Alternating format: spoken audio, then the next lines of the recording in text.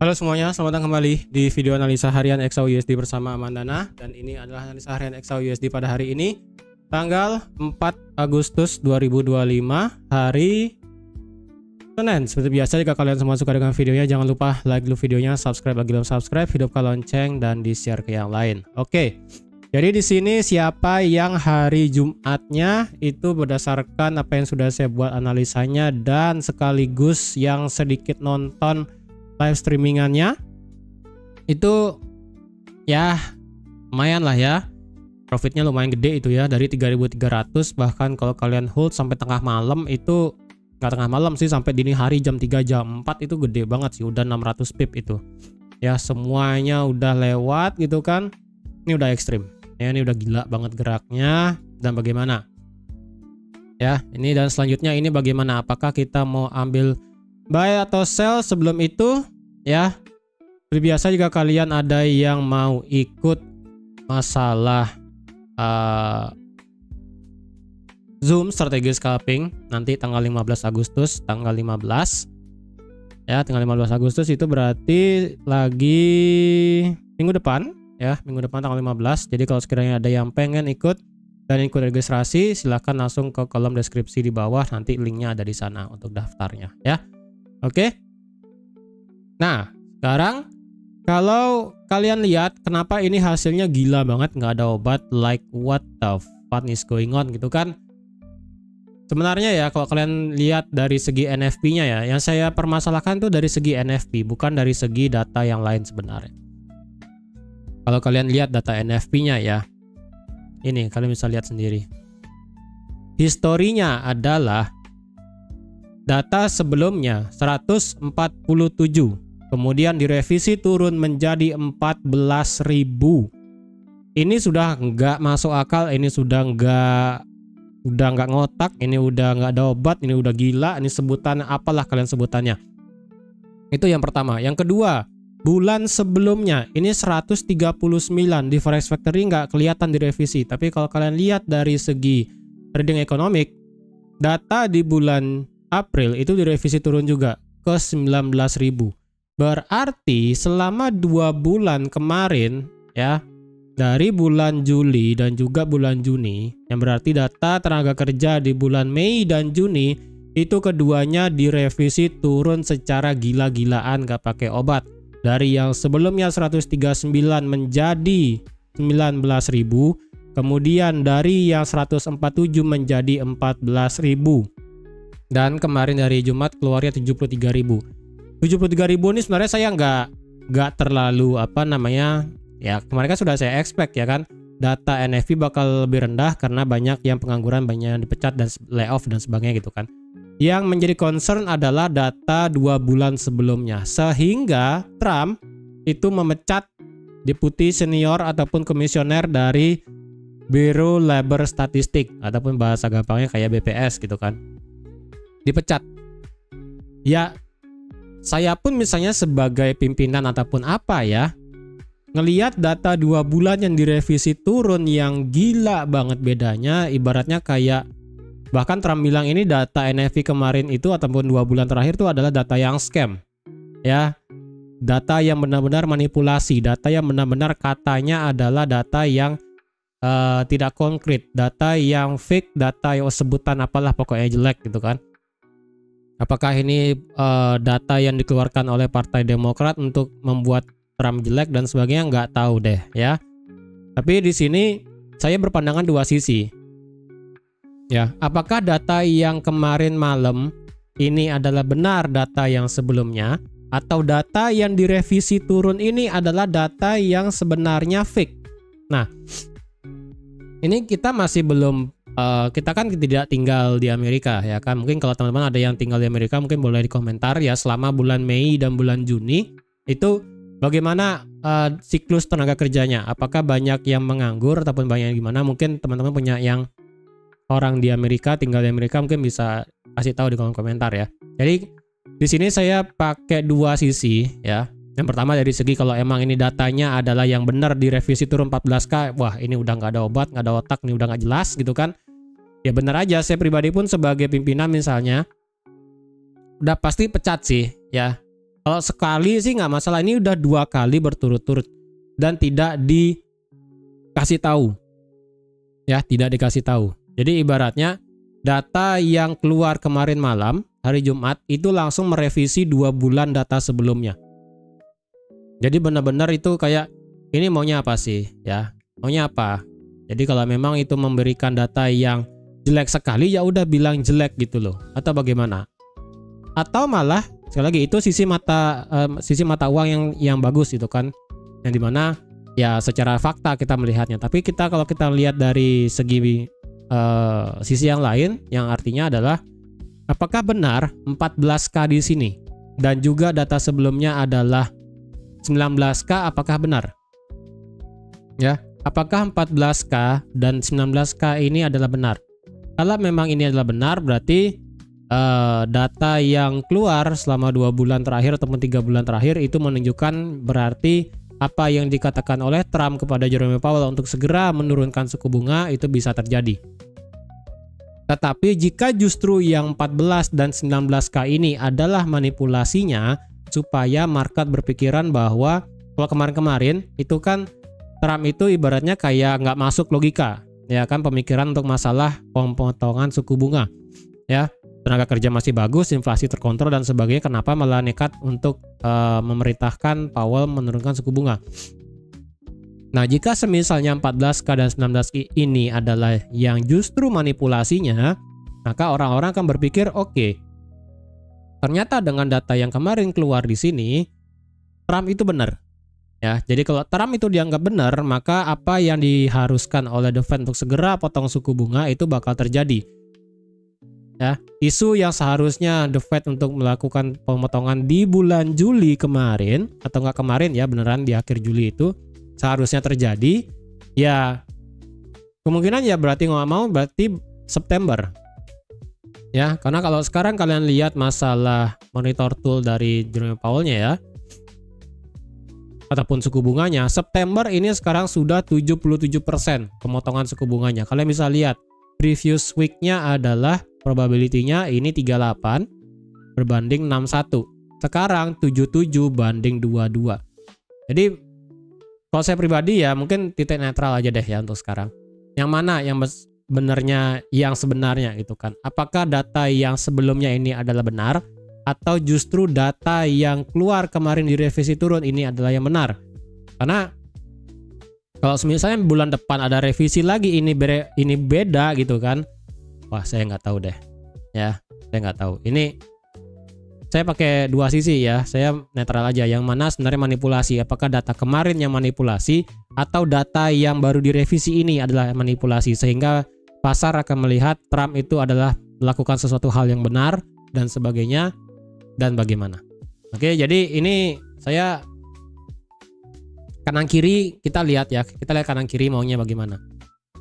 Kalau dilihat dari segi data tingkat pengangguran ini masih normal, 4,2, 4,1 masih tidak terlalu signifikan. Ya. Yang menjadi concern sebenarnya kemarin itu adalah data selain NFP ya, adalah data dari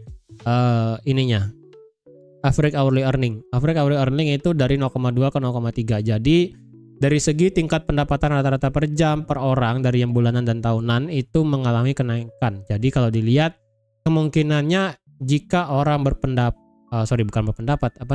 mengalami pendapatannya naik ataupun gajinya naik gitu kan, tingkat pendapatan rata-ratanya, maka seharusnya itu bisa memberikan daya beli yang naik.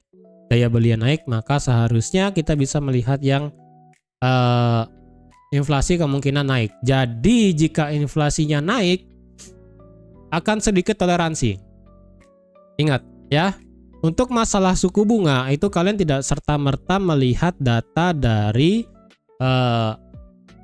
tenaga kerja. Enggak, ya, sektor untuk kalian bisa melihat sektor untuk kalian bisa memperkirakan apakah inflasi itu turun bukan hanya dari tenaga kerja. Kemudian sektor dari pemotongan suku bunga tidak bisa dari tenaga kerja aja ya. Ingat yang pertama, kalau suku bunga memang mau turun, itu yang pertama adalah memang ada sinyalnya, pasti ada sinyalnya. Yang pertama sih suku bunga itu kan pasti harus ke inflasi ya. Ke inflasi, oke. Inflasi nanti ngaruh ke GDP. Dari GDP ini baru ada ke kayak NFP, kemudian ISM Manufacturing PMI dan sebagainya. Jadi menurut saya sih walaupun hanya dari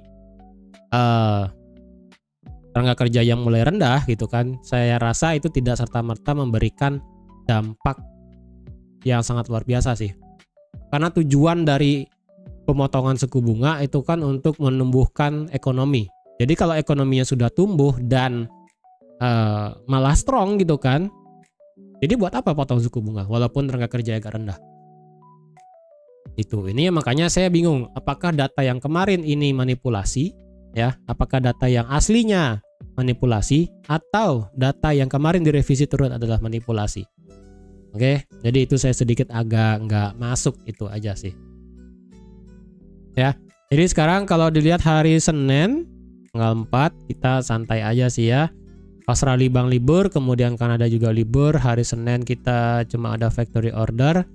Dan apakah kita ada Trump lagi? Trump lagi sih nggak ada ya, nggak ada Trump sih. Oke, sekarang kita ke analisanya ya. Oke, kalau kita lihat dari segi monthly. Kemarin di hari Senin, hari Jumat kemarin kan saya bilang ya, kalau ini kan ditutup dengan candle bearish untuk pertama kalinya ya, ditutup dengan candle bearish dengan ekor panjang yang lumayan tinggi. Nah, kemarin saya udah bilang kalau semisalnya kita bisa melihat kenaikan ekstrim untuk mengisi setidaknya setengah dari ekornya, wah ini saya pribadi bilang itu adalah sesuatu hal yang cukup ekstrim ya, dan ternyata baru tanggal 1 aja ya, tanggal 1 dan sekarang tanggal 4 itu naiknya sudah sejauh bulan Agustus ya. Bulan Agustus itu totalnya adalah sudah sejauh 846 pip. Kalau dari segi pembukaan dan ekor atas itu adalah 767 pip. Ini sudah mengisi setengah dari ekornya.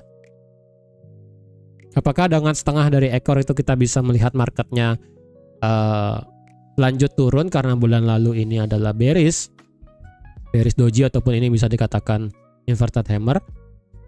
Kemungkinannya bisa, karena sekali lagi karena monthly itu kan kita masih punya waktu lagi 25 hari. Ini jujur masih panjang ya, apalagi hari Agustus itu kita bakal melihat data inflasi lagi, kemudian data yang lain gitu kan. Kita masih perlu data yang lain. Oke, dari segi weekly. Dari segi weekly kalau kita lihat candle rejection-nya cukup ekstrim ya, yang dimana kalau kalian itu adalah marketnya minggu lalu itu nge-sweep low di tanggal 21 Juli, kemudian nge-sweep low tanggal 14 Juli, kemudian nge-sweep low tanggal 7 Juli. 3 low ini berhasil di-sweep dan kemudian muter naik. Jadi, jika berpandangan dari weekly, maka seharusnya ini marketnya masih bisa naik ya. Dengan dia sudah nge-sweep 3 low di sini, walaupun saya masih mengharapkan market itu nge-sweep low sampai 3247 ya kan, supaya habis ini liquidity-nya semua, tapi ternyata enggak. Cuma ngambil 3 doang kemudian muter. Jadi dengan perpandangan weekly kemungkinannya adalah ini marketnya bisa untuk naik ngejar sweep yang ada di 3438. Lumayan ini ya, sampai ke 3438 nih, lumayan ekstrim nanti kenaikannya ya. Jadi secara secara monthly kita masih punya waktu lagi 25 hari, dan jika semisalnya monthly ini naik dan nge-sweep high di sini dan kemudian turun ke bawah, yang dimana itu saya tidak inginkan sebenarnya, berarti kemungkinannya adalah Agustus beneran bakal terjadi bearish ekstrim. Tapi kalau sesuai perpandangan weekly yang dimana dia naik kenceng, nge-sweep high dan kemudian close di atas high di sini dan juga high di sini, maka kemungkinan besarnya ini bakal sampai ke 3.500. Oke. Dari segi weekly kalau dilihat indikatornya ini masih flat ya, masih di bawah stokastiknya masih di bawah 70, kemudian RSI juga masih di bawah 70. Ini masih weekly, masih belum jelas menentukan arahnya kemana ya, masih flat banget. Kemudian dari segi weekly yang line chart kita tidak memberikan dampak apapun ya. Setelah kita melihat adanya kenaikan, turun, break dan sebagainya, jadi dari 30 Juni sampai sekarang ini marketnya flat. Jadi beneran dari 30 Juni sampai sekarang marketnya flat, jujur ini bakal susah untuk dilihat sebenarnya ya. Kemudian dari segi daily sekali lagi yang bisa saya katakan ini adalah resisten, ini adalah support. Ya, udah ini gampang. Ya, itu adalah resisten yang di atas 3434 sekali lagi. Ini saya biar nggak lupa. 3434 ini adalah resistannya. Oke. Kemudian supportnya ada di 32. Berapa gitu saya kasih ya? 3255 kali ya. Ya, 3267. Let's say lah di sini ya. 3267, 3265.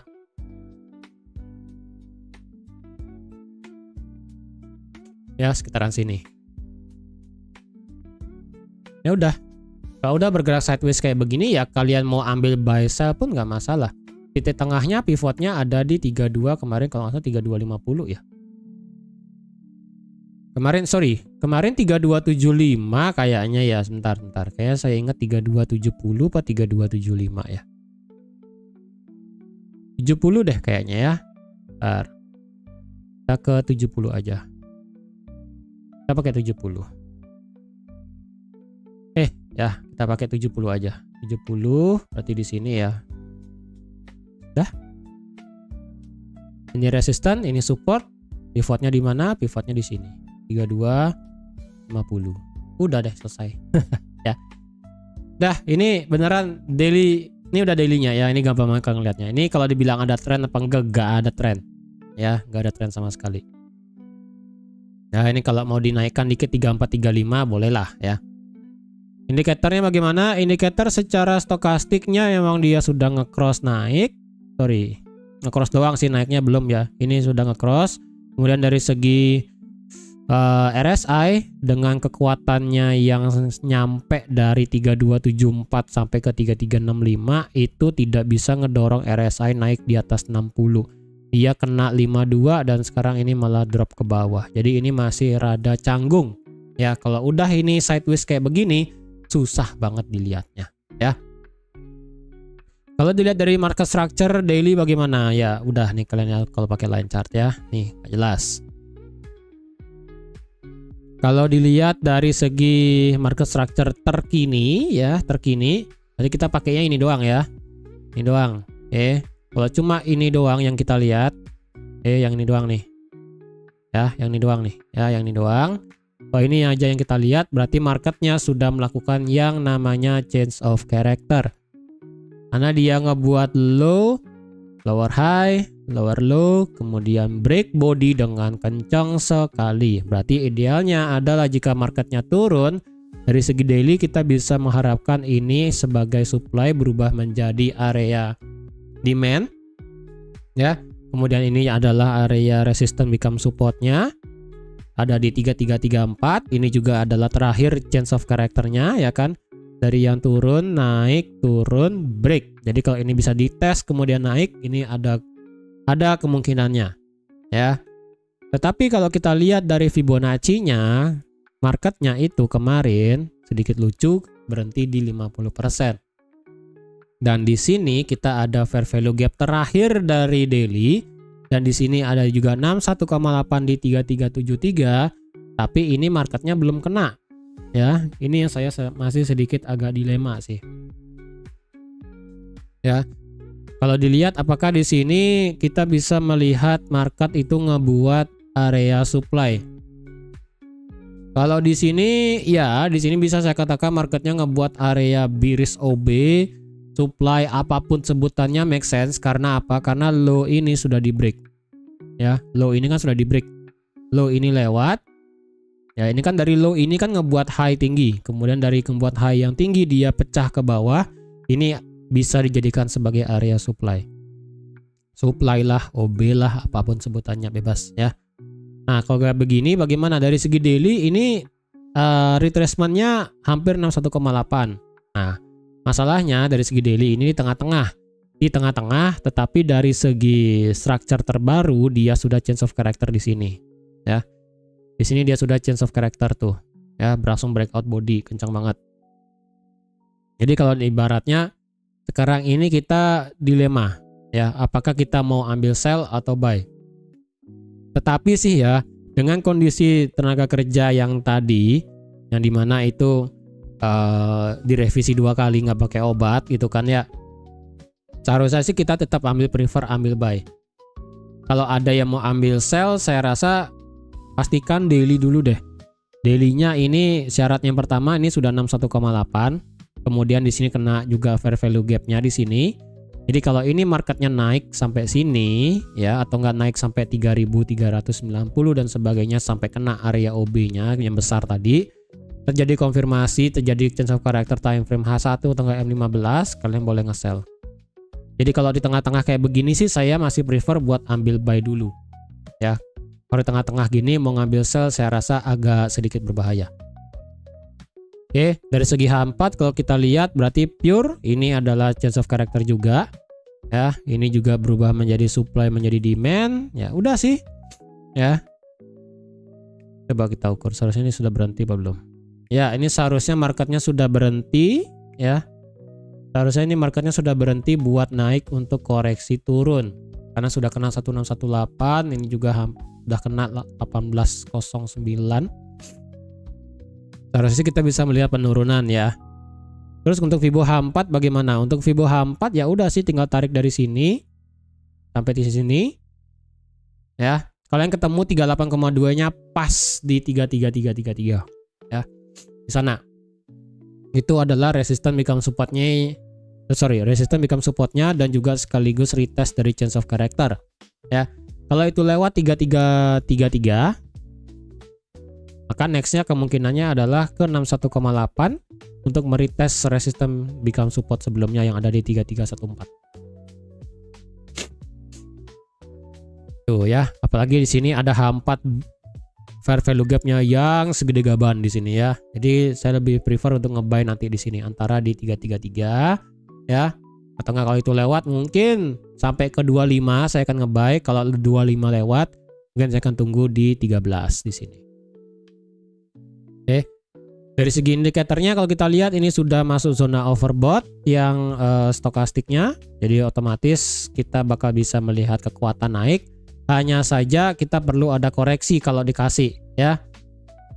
Kemudian dari segi RSI di sini masih belum kuat naik ya. Karena di sini RSI-nya masih di angka 59, belum naik di atas 60.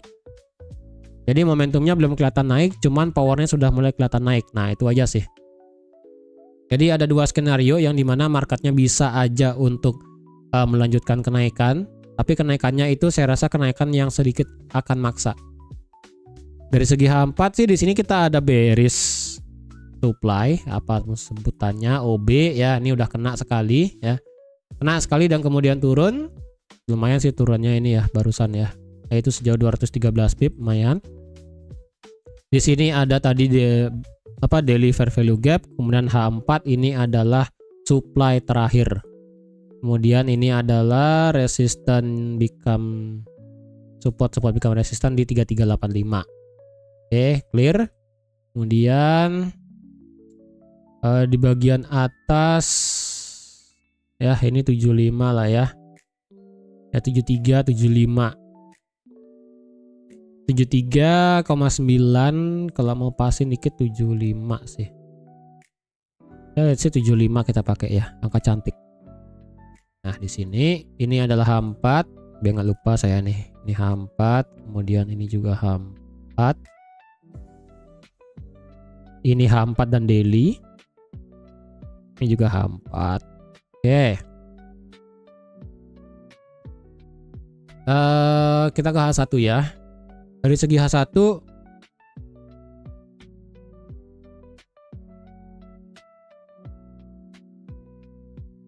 kayaknya terjadi bearish divergence nggak sih? Ini sementara ini ada demand-nya kecil ya. Oh enggak ya. Nggak kelihatan bearish-nya.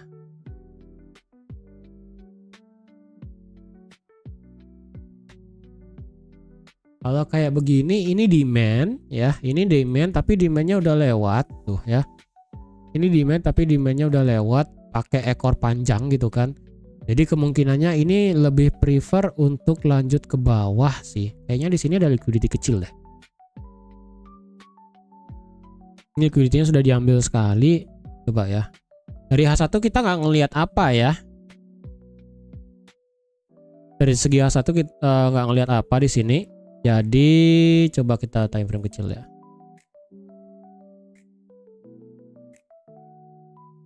M30, oh ini udah diambil ya. Diambil. A1.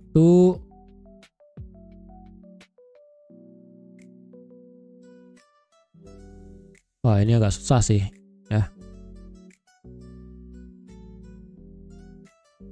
M15 sih kita punya support. Bentar, M5 deh ya. M15 kita ada support di sini di 40,7. M5 15 30. H1 dia ada H1 di sini 44. Oke. M30 set nggak jelas, M15 nya set nggak jelas tapi masuk make sense sedikit. M5 oke, ini H1 berarti ini adalah resisten berubah menjadi support yang ada di 44. Ini nggak bisa, ini nggak, ini langsung time frame besar aja ya, H4 di sini.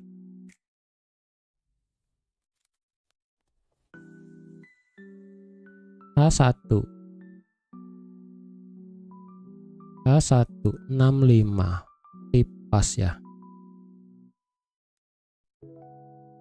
Oke, kalau ada yang mau nekat sell kalau sekarang ya, ini kan H4 supply-nya nih ya, ini kan H4 supply, ini daily EVG, ini daily EVG saya delete aja deh, nggak pusing ya. Ini H4 supply ya kan, jadi kalau ada yang mau ambil sell lagi berarti sekitaran 65 sampai 75.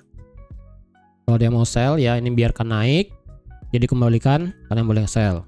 Kemudian kalau ada yang mau nge-buy, bet ini yang aman ya, soalnya kalau yang aman ini adalah nge-buy di sini, di H4 di sini, buy, enak.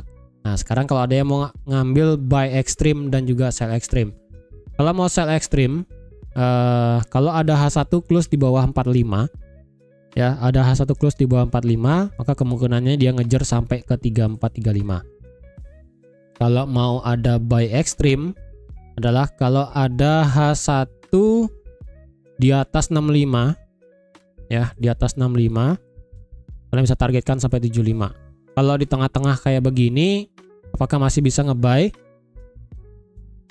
Kalau di tengah-tengah kayak begini agak susah buat nge-buy dan nge-sell. Kenapa? Karena stop lossnya bakal gede.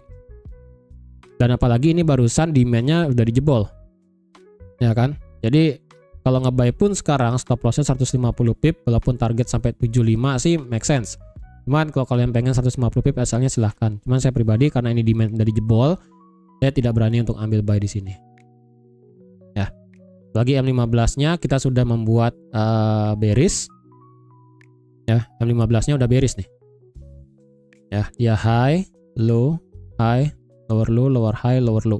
Jadi saya worry-nya ini marketnya bisa lanjut bearish itu aja untuk ngejar 3334 atau 3335 tadi. Oke. Jadi kalau ada yang nge-buy tunggu di bawah, kalau ada yang mau nge-buy lagi prefer sampai bawah lagi juga boleh. Kalau ada yang mau nge-sell tunggu di daily EVG atau enggak sampai ke supply H4 lagi di sini. Oke. Jadi sekian dulu untuk analisa XAUSD pada hari ini. Terima kasih sudah menonton video sampai habis. Terima kasih juga sudah like, share dan subscribe seperti biasa. Dan sampai jumpa lagi di analisa harian XAUSD selanjutnya. Bye bye.